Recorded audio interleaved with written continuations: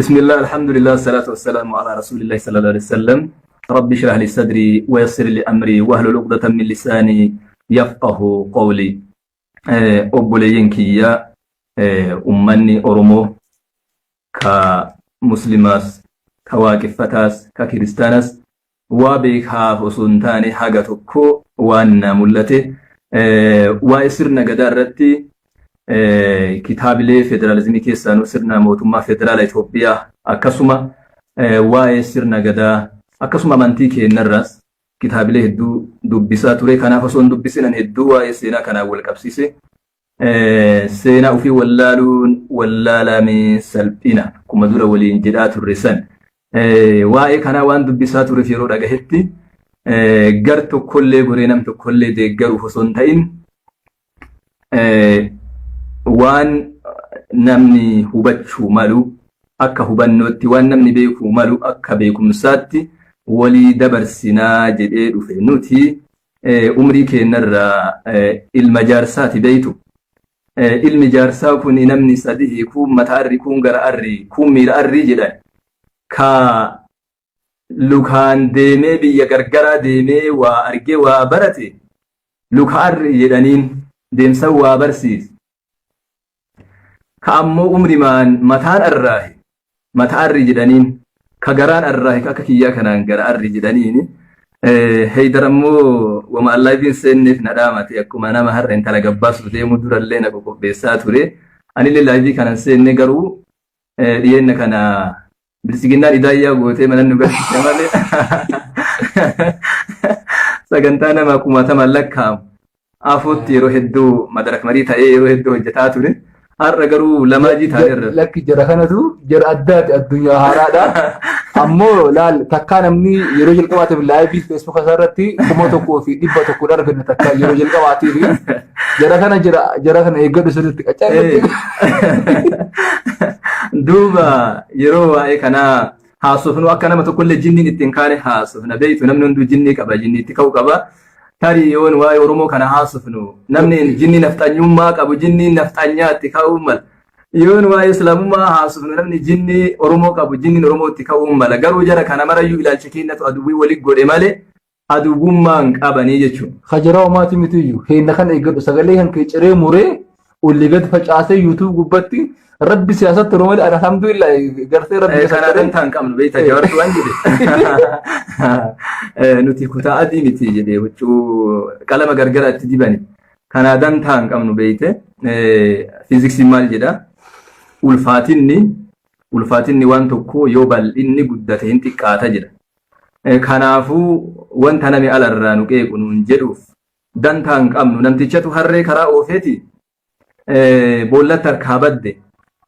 Harreen boollatti harkaa baddee jennaan boolliti boolla gadi fagoodha. Boolla bishaan keessa qotanii biyyi keessaa dhugu harree boolla jalaa badde tana biyyatti iyyate harree baasuuf hin danda'amu. Amma qoshaashaa naa fidaa jedhee qoshaashaa itti guure boolla tanatti qoshaashaa guuranii wayita qoshaashaa itti guuran asuma qoshaashaa namni irra buusuun harree fi jalaan dachiin ol guutamaa dhufte harreen gubbabbaate. Kanaaf jechi nami nuun jedhu ol nu guddisa malee yoo irra tarkaanfannee bira tarre yoo nuti dhagaa nuun darbatan hunda deebinee nama darbachuu baannee kaayoo keenyatti fufne wamaa miti arraba rabbii jala rasuuli rabbitiif rabbiillee najaan baane inni uume sunu arraba namarra najaan baane. Wanti nu jechuu barbaannu garuu dhaamsi kiyya ka jalqabaa osoo sagantaa kiyyatti hin seenin dura nuti erga addunyaa kanatti dhufnee hiriyyummaa jaalalaan ooftuu san tabarumsa hedduu qabdu san namni nu waliin jalqabne haadha teennarraa maal baranne obsa baranne obboleettii teennarraa maal baranne mala baranne yeroo dur jabbilee faa galchine yoo nu jabbilee hoosifnu akka haati teenna nun tumne isit dafee mala nu baas obboleeyyan teenna tadhiirarraa maal baranne murka baranne jarri abbaa biyyaa waan ta'aniif wal dorgommii keessa waan galaniif akka ibaluu baradha akka ibaluu dalagadha jechuun sitti dhagahama jechuu yoo maatii tartiiba qabu keessa guddatte abbaa keenyarraa maal baranne abbaa keenyarraa gorsa baranne gaafa ol guddannee gara mana barumsaa dhufnu gara aalimman keennaa dhufnu aalimman keenna waan hundaa biratti arganne malli obboleettii teennarraa baranne sun hikmaa ta'ee dhufe obsi haadha teennarraa baranne sun sabrii ta'ee dhufe murki obboleeyyan keenna waliin godhaa turre sun qabsoo ta'ee dhufe gorsi abbaa keenyarraa baranne sun da'awaa ta'ee dhufe ud'u ilaa sabiili rabbika bilhikma walmaw'izati alhasana waami gara karaa rabbii keetii malaa waami jechuu hikmaa jechuun mala jechuu tooftaa waami amma horii dammaqu tokko dhiiroo yoo nuti isaa dammaqu san asii dulla qabnee illeen dhaabatu jechuudha. Garuu suutaan yoo sooqidda jala qabne hoo hin dhaabata. Malaani ibiddi bishaan wadda jedhan. Kanaaf duuba mala saniin deemne jechuudha. Mala jaarsaa. Mala jaarsaa saniin deemna. Inshaallah beeki gaaf tokko sheeyni salaatiin masjidaa gabbayaa mudawwara deebi'ee yoo inni gabbayu mucaan dargaggeessi salaateetuma masjidaa gabbayee intala harkarra kaahate. Intala harkarra kaahannaani yaa walad yaa mujrim jedheen sheeytichi. Yaa sheekamee wama sadii isin gaafadhaa jedhee mucaan. Maal na gaafatta jedheen tite. Yaa sheeka anatu irra jallate moo fir'aawnatu irra jallate jedhe. Jennaani rifate sheeytichi yaa mujrim jedheerre. Jennaani fir'aawnatu irra jallate jedheen. Yaa sheeka ammallee waa isin gaafadha jedheen. Isintu caalamoo nabiyyallaahi Muusaa jennaani nabiyyallaahi Muusaa. Ammallee waa isin gaafadha sheeka jennaan lakki nan gaafatin jedhe. Dubbiin gara deemtu arge.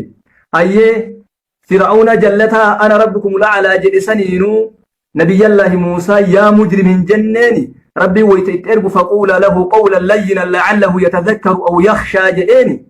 Jecha gaggaarii jedhaani. Namni kun yookaa qajeeluun malaa jedheen rabbiin osoo akira waan fir'aawna ta'u beekuyyuu akkasitti akhlaaqa gaariin dubbisaa jedheen atimaa akkasnaan jettare jennaan sheeytichi qaanfate jechuudha. Kanaafi har'a waa'ee sabboonummaa fi islaamummaa Oromoo fi sirna gadaa fi waaqeffannaa laalla jechuudha akkuma beeynurra mala jaarsaatii wal himna suutaan. Sabboonummaa fi islaamummaa gaafa jennu naashinaalizim ka jedhamu kana jechuudha. Naashinaalizim yeroo jennu warra Awurooppaatti fide naashinaalizim waan jedhamu kana. Isaan wanni fidanii fi sababa cunqurfamaniif naashinaalizimiin sun garuu gosa tanatu tana caala anatu ebaluun caala osoo hin taane gara walqixxummaatti isaan fide nulleen sabboonummaa akkasii irra jirra jechuudha. Sabboonummaan tun amantii islaamaa keessatti jirti. Maali sabboonummaan tun gara amantii islaamaati yoo laalle? Rasuulli keenya sallallahu alaihi wasallam maal jedhan? Inna Allah astafaa min waladi kinaanata min waladi Ismaaciil wastafaa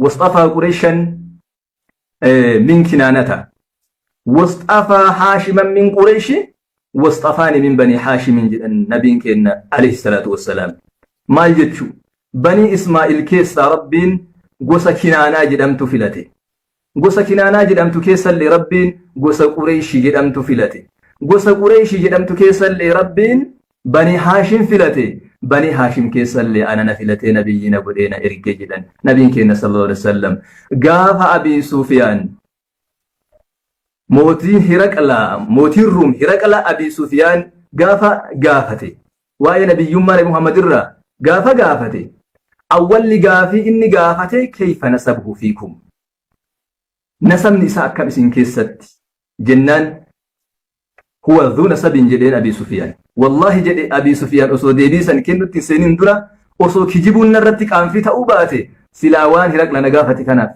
إن كجيبا جدي قروا كجيبوان كان فتنف أرمنكو مورا قوسا كبجمتو قوسا سبون ما قبدو قوسا هيوك أبدو قوسا هويو فيك أجيتو قوسا سفوك أبدو قوسا آد أفدون أو فيك أبدوان تاتيف كجيبك عن فتن إني ماتي شرفك أبو كيسا على تجدين ربين ماتي شرفك أبو كيسا مالي قوسا شرفك أبدو كيسا مالي نبيين إركو جتشا كتاب إسان الرتبيكا أبي سفيان موتين رقا أبي سفيان إنغافي كان غافة يجو دوبا ديرو سبونو ما جتشون مال سبونو ما جتشون شرفه في إيقاتشون كبجو في إيقاتشون سبونو ما جتشون وان بلانك أب نرى نجتين جتشو سبونو ما جتشون دوبا سبونو ما جتشون يوتنا تاتي مالي في الرول لولري سبونو ما جتشون وان براتيني ربي إنما قال أنبياء قولين إرقو قصة قال كيسان أنبياء قولين إرقو مالي فو هنا الرفسن كان أمي واجلان أقو رسولك إن صلى الله عليه وسلم وصول إرقامين دورة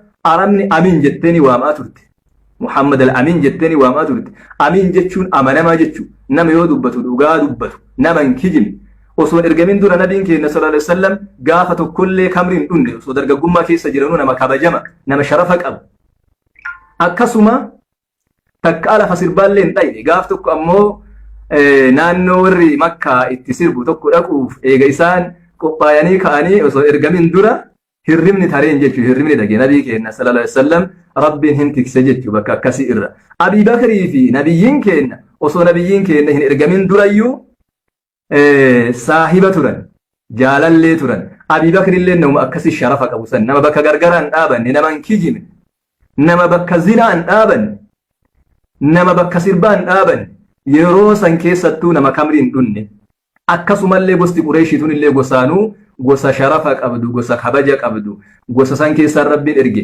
Hamza maa yoo laalle bar xiiqitu gara islaamummaa seense Abii Jahl rasuula dhahee jennaani maal fidda anuu amane jedheen sabboonummaa jechuudha inni kun maal fiddame anuu amane sabboonummaa jechuudha sii galee sabboonummaa akkasii hubadhu namni dubbiin sii galuu dide dhiifama wajjin obboleeskii maal fidda anuu amane jedheeni Hamzaan achumaan islaamummaa seenee jechuudha eega ammoo lolli walitti duudee Abii Jahliin kun qaruu ta'e dhiisaan balleessee jedhe silaa namni wal lolaa gaafa san sabboonummaa jechuun kana rasuulli keenya sallallahu alaihi wasallam gaafa lola kan dhaqe ana nabiyyu laa kazib ana ibnu abdul muttalib jedhan waytaa waraanni biraa baqate isaan gara lolaa fiigan jechuun rasuulli keenya hoogganaa waraanaati ana ibnu abdul muttalib jedhan abbaa isaanii dhiisanii akaakayyuun uf waaman akaakayyuun isaanii kun islaama nuti sanyii gootaati jechuufi bara sabboonummaa inni kun nuti sanyii sharafa qabdu nuti sanyii gootaati ummata sodaattuu miti annabiyyiidhaan kijimne jechuudha akkasuma nuti sanyii gootaati jechuudha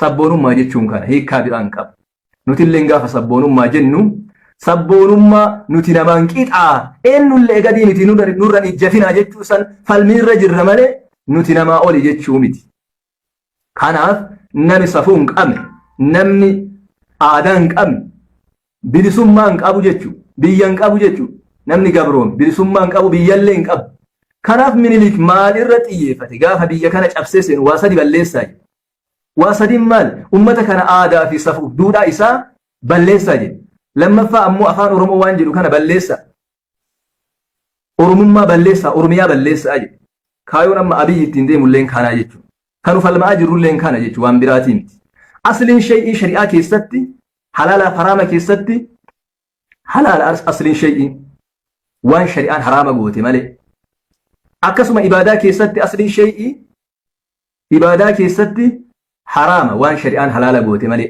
duubaan akka itti uffadhe kana akkaataa aadaa kiyyaa kana afaan dubbadhu kana yoo shari'aan teenna haraamin godhiyyoo akkanatti uffadhe maal balleessa an islaama oromo akkasiyyoo uffadhe maal balleessa kanaaf sabboonummaa jechuun kana jechuudha namaan qixanu aadaa qabna yaa ayyuhan naasu innaa khalaqnaakum min dhakarin aw unsaa من ذكر وأنثى وجعلناكم شعوبا وقبائل لتعارفوا يا إلمان نماجد ربين إنا خلقناكم نتيسن أمنه من ذكر وأنثى حالات أباء الرّ إيرف دبرتير إسن أمنه ميلا لبك رب جلكبو قديء الجلك أبا أجرى بر حالات أباء الرّ إسن أمنه إيقاسي هو وجعلناكم شعوبا أرداء إسن قوني جد أرداء إسن قوني قوسا كيسا بلبلت جرامره وقبائل قوسا اتئانس سيقالي لتعارفوا جد أكا والبيتني في جد أكا والبيتني كان ابن مالي والبينري ورموتا أوكي يا أنا مالي إن من نبيك أكاتا آداء فناكيات النبيك أفانكيا النبيك آداكيا النبيك يو آدانتي يسون كشريان فالسنتاتي آداتي يتنا هردفون أكا إنيوما كي يلي قتي إنيوما كي يلي قتيك أبوت آداتي يتنا هردفون amantii kiyyarratti dhiibbaan qabu amantii tiyyatanillee hordofuun aadaa kiyyarratti dhiibbaan qabu jechuudha kanaafi sabboonummaa jechuun isa kana amma gabaabamatti gara oromoo fi sirna gadaatitti har'a jechuudha maal jetti oromoo yeroo mammaayitu waja'alnaakum shu'uuban wa qabaa'ila litaa'aarafu bakka jedhu sanitti haadhaa fi abbaa irraa isin uumne balbala gosa akka isin wal beeytaniif isinii goone jedhaa miti rabbiin oromoon yoo mammaayitu maal jetti namni gosa jabduu qabu orma gosaan quuxessa jedhan orma gosaan quuxessa yoo gosa jabduu qabaatte gosuma sanuu ammoo ardaan quuxessan jedha yoo ardaa jabaa qabaatte ardama sanu ilmaan quuteessan jiran yoo ilma jabaa qabaatan. Kanaafuu namni namarraa waa dhagayuuf sharafi namni qabu kabajaan namni qabu dhuunfaa kennan gosummaa kennaan murteessa. Amma karaa gabaabaa Oromoo fi sirni gadaa maali? Gadaan waaqeffannamoo sirna waan jedhu laalla jechuudha. Gadaan waaqeffannamoo sirna ittiin bulmaataati waan jedhu laalla karaa gabaabaa jechuudha. Oromoo fi sirna gadaa. Oromoo fi sirna gadaa. Gadaan waaqeffannaa osoo hin taane sirna ittiin bulmaataati. Gadaan sirna ittiin bulmaataati. Sirna addunyaa yeroo ammaa ittiin bultu kana keessaa gadaan unitary government, federalism, confederalism jechuudha gadaan. Amma namoonni tokko tokko dhugaa qabanii kalolanii maaliif beeytu? Gaafa warri Awurooppaa kun biyya keenya kana duulee warqii biyya kanaa saamaa ture. Wantoota dheedhii albuuda biyya kanaa saamaa ture. Warri dhihaa kun wanni isaan saamani warqii qofaa miti. Bakka gargaraa deemanii seenaa kennallee barreessaa turan. Waan gargaraa godhaa turan. Ka'amma achi as deebi'e hayyoonni keenya yeroo ammaa kitaabilee barreessan irratti ragaa isaan fidatan. Maaliifuu namni keenya qaroomee yeroo sanitti aadaa keenya seera keenya barreessee waan lafa nuun kaa'iniif isaan ragaa fidatan. Waliin laaqamee jira. Wanni abbaan ofii itti ogummaa qabu ogummaa ofiitiin kaa'eef wanni namni namaa kaa'e gargara. Gadaa keenya san akki isaan itti kaa'an amantii wal keessa nuu kaayan. Waaqeffannaaf amantii gadaa waliif fidanii wal keessa kaayan. Ka'amma mana barumsaatti baratamaa jirullee hin kaayan. Garuu gadaan qulqulluun Rabbiin beeytu Oromummaa fi Islaamummaa gaafa jennu sabboonummaa fi Islaamummaa jedhee waa'ee Oromummaa fi Islaamummaa osoo hin dubbatin bira kutte dhiifama naa godha. Oromummaa fi Islaamummaa gaafa jennu Oromummaan tuni gaafa Minilik bara 1882 bara itti Minilik akka Arsiititti Arsiin lola jalqabe gaafa Minilik Oromoo tana asii duguugee Baaleen gahu Islaamummaan gadhayxee qawwee fudhattee ol dachaate ijoolleen bakka qal'oon gaalaa re'ee tiffattu dhoombirii xiyyiitii tokko isa nyaatu. Amaara huuruu keessa ol keettee itti dhoftee duubaan gombifte garuu itatti ol dachaate Islaamummaan labsine walabummaa bilisummaa Oromiyaa labsite. Isinii galee Haaji Adam Saaddoo Oromummaan tun bilisoomtii jedhee Shee Abdurrahmaan Guccii gaafate. Gaafannaan Oromoon hin bilisoomtuu osoo ittiin himini osoo jedhee haajichi dubbii gadi hin xumuriin gaggabe. Haaji Abdurrahmaan Guccii hin gaggabe. Laala uummanni durii hagana Oromummaaf quuqama qaba. Hagana Oromummaaf quuqama qaba. Gaafa san Oromummaa teenna kasilaa Amaarri lafarraa balleessu kan Nafxanyaan lafarraa balleessitu Rabbi jarasaniin nu tikse. Islaamummaan hoo? Islaamummaan gaafa san Oromummaa tiksite. Oromummaan hoo akkamitti Islaamummaa tiksite? Jalqaba Oromoo madda walaabuu keessa namni amantii Islaamaa fudhate abbootii gadaati. Namni amantii Muslimaa fudhate waggaa 100 dura. Namni amantii Muslimaa fudhate abbaa gadaati. Oromoon uumamaanuu hayyu hin beeka. Waaqeffannaa jechuun kun tawhiida rububiyyaa Rabbi tokkicha jedha. Rabbiin beeka Oromoon. Rabbiin beeka. Kanaaf gaafa dhiyoo kana ammoo hayyoota keenya nu jalaa hidhanii maqaa Habaashaatiin asin nu duulan Oromummaan falmannee baafannee jechuudha. Oromummaa fi Islaamummaan waliin miidhamte malee waliin miine, waliin hidhamte malee waliin hiine, walitti hin oofina. Ilaalcha kennatu sababa waan hubatiniif ilaalcha kennatu dogongora qaba malee dogongorri amantii keenya keessallee hin jiru. Amantiin kennalleen Oromummaa keenya irratti dhiibbaa hin qabu. Oromummaan kennalleen amantii keenya irratti amantiin kennalleen Oromummaa keenya irratti dhiibbaa hin qabu. Gara gadaa fi Oromootti yoo deebinu gadaan koonfederaalizimiidha. Koonfederaalizim jechuun ammoo sirna mootummoonni uf danda'an lamaan mootummoonni biyya ijaaratan biyya uf dandeette qaban lamaan walii galanii rileeshinii uumanii ittiin bulan jechuu koonfederaalizimii jechuun. Gadaan fakkeenya san gadaan Oromoo ka zamana ammaa kun ka dursanii miti. Waan isin ajaa'ibu har'a waan garaa nama jabsu akka isinitti himuu barbaada. Gadaa qulqulluu kana namni nuun kaahe sulxaana Suudeetii fi sulxaan Nuuho abbaan gadaa sikkoo mandoo ka Arsii daadhii tarree irra dhaabate. Daadhii tarree kana Minilik gaafa aangoo qabatu waamee wayita inni jedhee daadhii tarree hin dhufe. Daadhii tarree wayita dhufe qubaan bultan jedheen Minilik akka amma har'uma nama as fuudhanii filan kana nu qubaan hin bullu lubaan bulla jedheen daadhii tarre abbaa Haaji Isaaq daadhii jechuudha. Nu lubaan hin bullu qubaan hin bullu lubaan bulla jedheen. Jennaan hayyee eega akkas taate leenca fidi jedheen leenca qabee fide daadhii tarreen. Falfaluu hedaa beeki falfaltichi. Wayita inni leenca qabee fide hayyee amma seera ittiin biyya bulchitan sannatti himi jedheen. Hinimu jedheen daadhii tarree itti beekkatee hinimu jedheen. Maaliif hinimu jedheen seera kana hatanii akka garagalchan beeka. Hinimtuu jennaan een himu jedheen. Maaliif jennaan Oromoon baduu jirti yoo badde galuu jirti yoo galtee waa wal gaafatti yoo wal gaafatte ammoo gaafa galtee waa wal gaafattu san daadhii tarree irratti sirni Oromoo badee irra daadhii tarree badee wayyaa jedhe. Achi booda daadhii tarree Minilikiin hidhee akkasitti du'e daadhii tarree. Daadhii tarree eega du'e sulxaan Nuhootti itti tare sulxaan Nuhoo kun aalima. Sulxaanni Suudee illeen aalima. Sulxaanni Suudee kun jimma qara'e jimma barate nama jimma barate ilmii barate. Zamana Xaaliyaan keessa jarri kun lamaan sirna gadaa kana lafa kaayan. Sirna gadaa ka durii kana akka inni hin banne afaan Arabiitiin barreessanii lafa kaayan. Namni amma sirna gadaa orijinaala barsiisu jiru Sheeka Bayyana Sanbatoo abbaa gadaa keenya Haaji Ahmad Muhammad Dheekkooti jechuudha. Sirna gadaa orijinaala isa durii san ka federaalizimii san ka akka konfederaalizimiitti Oromoon bakka hundaa walitti dhuftee akka waajjirri gamtaa Afrikaa Finfinnee wal gahu kanatti madda walaabuu wal geettee waggaa 8 seera dabe qajeelfataa waan uummatatti ulfaate irraa hir'isaa mootummaallee walii dabarsaa turte san jechuudha. Sirna gadaa qulqulluu san jaran lafa kaaye. Gaafa zamana Xaaliyaan san sulxaanni Suudeetiif jarri lachuu aalima. Sulxaanni hoon Xaaliyaan deemanii Xaaliyaanitti intarvii godhan hinaasaan muuzeemii Xaaliyaan keessa jire intarviin gaafa san jarri godhan jarri aalimaan sun godhan agarraatitti waa'ee sirna gadaa irra jechuudha. Sulxaanni hoon ganamarraa haasahee sa'aatii 7 geesse.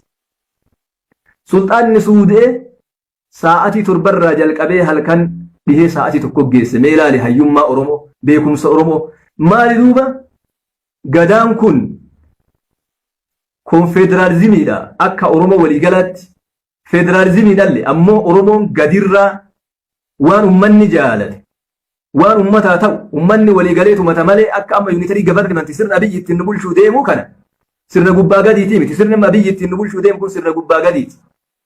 Ummanni filachuu hin danda'u nama isa bakka bu'u. Isatu filee ka ta'u nu bakka kaa'a jechuudha. Waan gadaanillee wal qabatu miti kun. Gadaan ammoo waan amantii wal qabatu miti. Mee waa'ee gadaa amma keeyyata gadaa gugurdaa gadaan of jalaa qabu gabaabinaan wal hubachiifna jechuudha. Gadaan seera tumaa Oda'aa jedhan. Seera tumaa Oda'aa jechuun paarlaamaa jechuudha. Seera tumaa caffee jedhan. Caffee Oromiyaa jechuudha. Seera tumaa dhaddachaa jedhan godina jechuudha. Laal Oromoo waggaa meeqaan dura waan inni tumatee lafaa qabu. Seera tumaa yaa'aa jedhan aanaa jechuudha. Seera tumaa bahimaa jedhan. Seera tumaa ganda jechuudha. Kana jala keeyyata hedduu jira. Namni tokko biyya bulchuuf waggaa 40 gahuu qaba. Waggaa 40 kana waa barata haga waggaa 40 kana leenjii waraanaa barata akkaataa biyyatti bulchan barata bilchinna sammuu isaatti gadhaabata akka waan biyyaan taane inni biyyarra hin kenne akkan jarjar akkan dogongorre waggaa 40tti biyya bulcha rabbiillee meelaan akka Oromoon tun ayyuu rabbiillee ambiyoota hikmaan inni waggaa 40tti erguu fi waggaa 40 kana irratti jedhan sammuun namaa ka gadhaabatu ilmi namaa kun ka gadhaabatu haga waggaa 40 hin geenne jibrii mukarra raasanii jedhan ilmi namaa kun yaanni isaa kun gadi hin dhaabatu. Saayinsiillee maal jedha? Sammuun ilma namaa tuni waa dhagayuu irratti hagi isiin ol dabaltu nashaaxii isiin qabdu nama tokko dhageeffachuu irratti haga daqiiqaa 40 jedha. Kanaafuu anillee daqiiqaa 40 isinitti hin dabarsu. Waa'ee sirna gadaa gabaabinnaan wal hubachiifneetiin sagantaa itti aanuun walitti deebinaa jechuudha.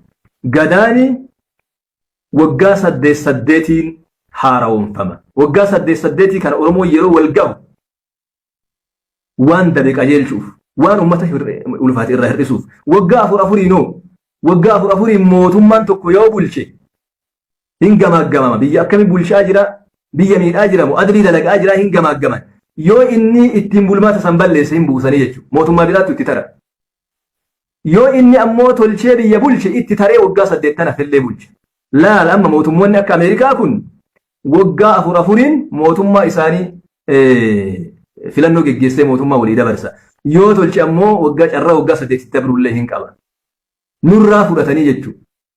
Gaafas dura waggaa 200 dura biyya kana keessatti akkaataa sirna gada'aa kana deemanii qoratan nurraa fudhatan. Kanaaf gadaa jechuun kana malee waaqeffannaa waan jedhamu kana zamana kana warri amma zamana kana fide kun waliin laaqe malee gadaan sirna ittiin bulmaataati.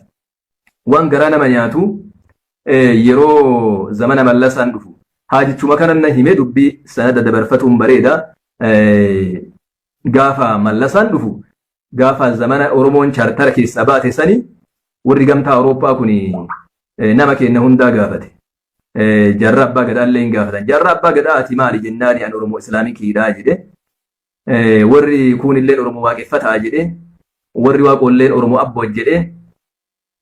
Mallasaan ammoo akkamiin bulchita jedhan akkana sabab sablammoota walitti qabee akkana bulchaa jedhe. Huseen Suuraa maal jedhe gaafasu gadaan bulchina jedhee jara kana mari'achiisaa ture. Huseen Suuraa nama hayyu maal jedhe beektu Huseen Suuraa kun ilmi keessatti illee nama gadi fagoodha Huseen Suuraa kun.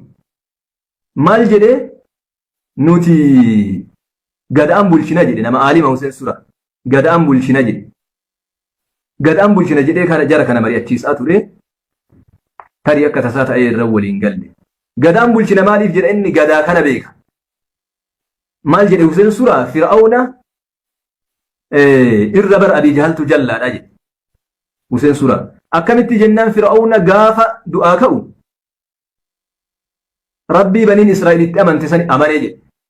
Al'aana waqad asayta qablu wa kunta min al-mufsidiina jedhee Rabbiin waan ruhiin gargaraa geetteef irraddite. Garuu Abii Jahal wayita du'u bar wayita Abdallaa ibnu Mas'uud qoma gubbaatti ol bahe sani maal jedhe morma gasiisii nurraa murii jedheen dubartiin Arabaa morma gabaabata jettee nu kolfiti.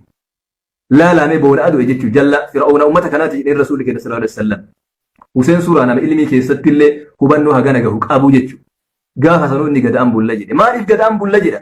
Addunyaa tanatu yoo waa nama gaafattu. Gaafa kaleessa bilisummaa qabdan san seera akkamii qabdanii jettee nama gaafatti. Jara kana maraa wayita gaafatan jarra abbaa gadaallee Oromoo Islaamikii jedhe. Oromoo Islaamikii eegata eree Oromoon Islaama qofaa miti kiristaana jira. Waaqollee Oromoo abbooti jedhe. Kunillee Oromoo waaqeffataa jedhe. Huseen Suuraatiin ammoo sila sirni ittiin bulchan sirni ittiin bulmaata kan kee kana maal gootaree nama hin qabdu jedhanii. Akkasitti gaafa sanii nu harkaa baate jechuudha. Har'a taanaan gadaan mana barumsaa keessatti miti addatti baratamuu qaba sirni gadaa. Adda baratamuu qaba. Sirna amantii keenya jeequu miti. Kanaaf waa'ee sirna gadaa kana kitaabaan illee bifa namatti toluun akka barraahu irratti hojjetaa jirra.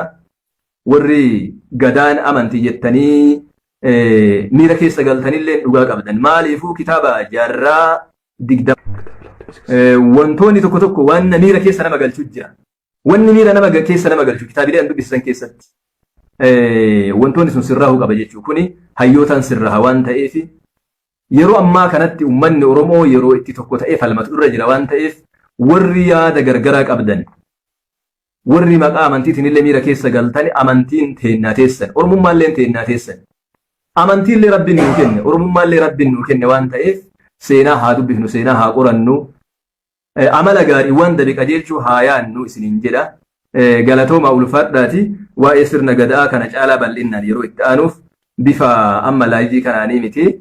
Anillee yookaan laayivii kana tasa uummata duratti bahu haga dhiise tureera sodaadhe faa ta'a. Bifa bareedaan itti aannee kutaa gargaraa akka qabutti viidiyoo bareedaa waraabnee isin biraan ka gennu ta'a inshaallah yoo rabbi bira taate ulfaadhaa galatooma isiniin jenna. Egaa daawwattoota keenya qaqqaalii fi gaggaarii galatooma ulfaadhaa jechaatiin hanga ammaatti nama 1,200 barattoota 1,400 bakka takkatti argachuu jechuun manni barumsaa yuunivarsiitiileen gurguddaallee nama meeqa akka qabullee hin beeku. Haa ta'u immoo namoonni yaada isaanii baay'een dubbisaatiin ture. Yaadni isaanii baay'ee bareedaadha. Baay'ee nama gammachiisa. Kan nama gammachiisu keessaa yaadni an dubbise tokko maal jedhaa? Isin nu barsiisu miti seenaa Oromoo fi Oromiyaa qofa akkanatti qorachuun keessanuu garmalee nu gammachiise. Gaafa akkana dhuftanii nu barsiistan ammoo dachaa gammanne jedhanii yaada isaanii namoota kennatan keessaati. Gaafa biraatiin ammoo namoonni garagaraa barumsa garagaraa dhimma kanarratti yeroo baay'ee waan kennaa turanii fi ustaadni keenyallee waliin bu'iinsi garaagaraa waan jiruufi waan kana addaan bal'isanii Oromoon maalidha Islaamummaan maalidha namni tokko tokko osoo hin beekne Oromoo irraa haasa'a namni tokko tokko osoo hin beekne ustaadota tokko tokko yoo argite as gubbatti waan gaggaarii hojjetanii jecha ijoolleen teennaa homaan beekanii maashaallah Allahu akbar maashaallah maashaallah mucama waan beekne kana fudhanii samii dhahanii areetuma qofa arganii sheeka guddaa kana ta'e waan garaas nyaata baranneen bakka kanallee dubbachuun barbaadu. Ijoolleen maashaallah Allahu akbar ustaaza sheeka keenya ulamaa keenya dhaaltuu ambiyya nama waan beekne kana inni xiqqoma agumaan qara'ee kana qara'ee mala samitti olaanii gaafa inni dogongore ammoo sheekotiin baddeen maqaa sheekotachuma balleessan jechuudha. Waan si ajaa'ibu beektaa barsiisaa tokkotu na bira ture kalee wayitaan waan kana laaptooppii barreessee wanni jedhu kutaa 11 barsiisa hedduu nama aktiivistii fiiziksii fi maatisii barsiisa baay'ee seenaa kanallee dubbisaa wayita waan kana dubbisee arge an barumsi biyya kanaa mataan isaa nama gabroomsaa deemee biyya alaatiif barachuu qabaa jedhe hedduu seenaa kana dubbisuuf wanni jedhullee garuu seenaa dhugaan argannee jedhe seenaa abbaan baay'ee barreesse amma yoo dubbifte baay'ee waan dhugaan fakkaanne warri habashaa kun diraamaatikaalii waan hin fakkaanne uumanii akkasitti uummata keenya dogoggorsuu jiran jechuudha. Amma kitaabilee hedduu yoo dubbisan baay'ee miira keessa nama galcha. Kanaaf biyya tana irratti dhaloonni seenaa of hin beekne bilisoomuullee hin danda'u. Uf ta'ee jiraachuullee bilisummaafillee qabsaa'uullee hin danda'u. Bilisoomuu miti bilisummaaf qabsaa'uu hin danda'u. Wanni kun waan ajandaa godhannee irratti hojjetu.